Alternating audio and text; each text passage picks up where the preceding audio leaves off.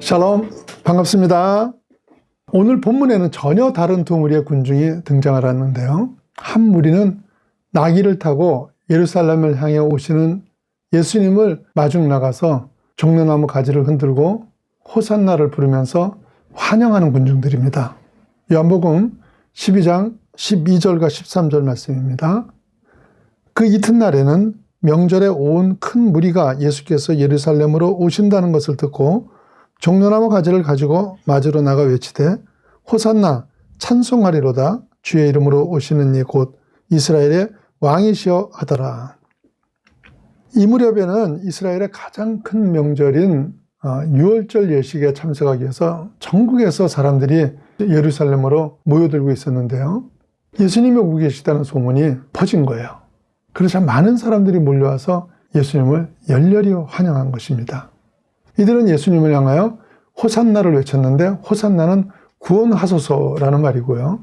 종려나무 가지를 흔들었다고 했는데 종려나무는 신약과 구약 중간 시기에 마카비 왕국이 있었는데 이 마카비가 헬라와의 전쟁에서 승리를 거두고 예루살렘에 입성할 때 백성들이 종려나무 가지를 흔들면서 환영을 했었습니다. 그때부터 종려나무들은 이스라엘의 독립을 상징했던 것입니다. 본문의 예루살렘 군중들은 독립을 상징하는 종려나무를 흔들어주면서 나를 구원하소서 이렇게 한 건데요. 그러니까 이들은 예수님이 자신들을 로마의 압제로부터 해방시킬 위대한 지도자로 알고 열광을 하고 있는 것이었습니다. 본문에 나오는 또 다른 무리는 바리새인과 대제사장들입니다. 이들은 소위 사회 지도층 인사로 모든 기득권을 누리는 사람들이었죠. 그런데 예수님이 등장함으로써 자신들의 정치적, 종교적, 사회적 기득권이 흔들린 거예요. 그래서 이들은 예수님을 죽일 계획을 세우고 있었는데 이들이 예수님을 미워하는 정도가 얼마나 심한지 예수님만이 아니라 죽었다가 살아난 나사로까지도 죽이고 싶어 할 정도로 예수님에 대해서 적의를 가지고 있었습니다. 그렇다면 본문의 예수님 앞에는 예수님을 죽이려는 대제사장과 바리새인들 그리고 예수님을 열렬히 환영하는 이스라엘의 백성들, 이 대조적인 두 무리가 있는 것인데요. 이 두 무리는 정반대의 사람들 같습니다만 그러나 한 껍질만 벗기고 보면 똑같은 사람들입니다. 바리새인과 제사장들은 처음부터 예수님을 죽이고자 했지만 오늘 이렇게 열렬히 주님을 환영했던 군중들도 불과 닷새 뒤에는 바리새인과 대제사장들과 똑같이 한 통속이 되어서 예수님을 죽이자고 하게 됩니다. 예수님이 바리새인과 대제사장들한테 잡혀서 총독 빌라도한테 끌려왔을 때 빌라도는 예수님을 살리고 싶어서 군중들에게 묻습니다.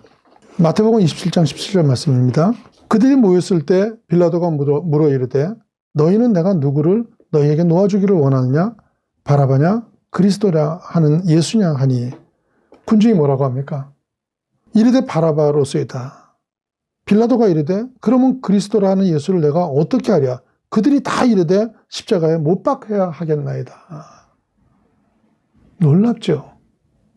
살인 강도인 빌라도는 살리고 예수님은 십자가에 못 박으라는 것입니다. 호산나를 외치며 예수님을 왕으로 삼자던 그들이 불과 며칠 뒤에 이러고 있는 것입니다. 왜 그렇습니까? 군중이나 대제사장들이나 본질이 똑같았기 때문입니다.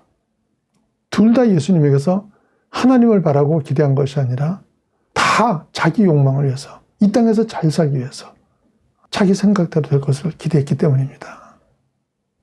그러니까 죽이려던 자들이나 환영하던 자들이나 자신의 이익만을 추구하던 본질은 다 똑같았던 것입니다. 그렇기 때문에 그렇게 열렬히 환영하던 군중들이었지만 주님이 하시는 일이 자신의 바람과는 아무 상관이 없고 오히려 자기들 욕망대로 사는 것에 방해가 되자 쉽게 죽이자는 쪽으로 돌아서게 되는 것입니다. 유월절을 앞두고 예루살렘에 입성하시는 예수님의 목적이 무엇이었습니까? 그 닷새 뒤 십자가에 못 박히기 위해서 입성하신 것이죠. 예수님 십자가에 달신 까닭이 뭡니까? 우리가 돈 많이 벌라고? 우리가 건강해지라고? 재밌게 살라고? 물론 주님은 우리가 건강하고 부자되고 행복하게 사는 것이 못마땅하신 분은 결코 아닙니다. 못마땅하신 것이 아니라 누구든지 그렇게 사셨으면 하는 것이 부모된 주님의 마음입니다. 그러나 그보다 더 급하고 중요한 일은 우리의 죄를 대속하시고 멸망으로부터 구원해 주는 일이었습니다.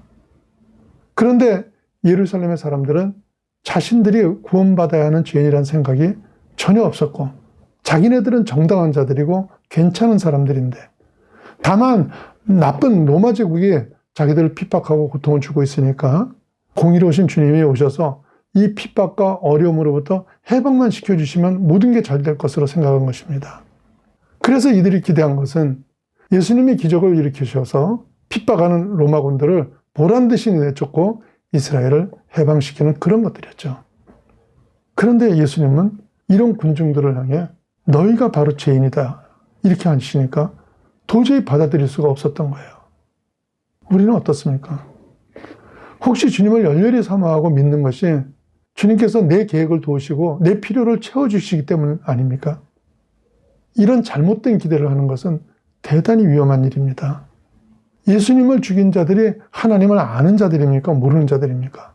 누구보다도 잘 안다고 자신하는 사람들이었습니다. 하지만 목적이 달랐죠. 그런데 이렇게 잘못된 목적으로 주님을 찾는 자들은 결국 주님을 모르는 자들보다 더 무서운 것입니다. 물론 오늘날 이스라엘 백성과 같은 목적으로 예수님을 찾을 신자는 없지만요. 그러나 예수님을 통해서 우리가 무엇을 바라봐야 하는 것인가에 대해서는 여전히 많은 오해들이 있습니다. 그래서 교회는요, 주님의 목표하심이 무엇인가를 분명히 확인시키고 선포돼야 하는 그런 곳입니다. 교회의 존재 목적은 구원이 확인돼야 되는 것이고요. 죄인인 내가 이런 축복 가운데 놓여 있는 걸 알고 그 간격으로 인하여서 하나님 앞에 헌신하는 그런 모습이 교회의 본질인 것입니다.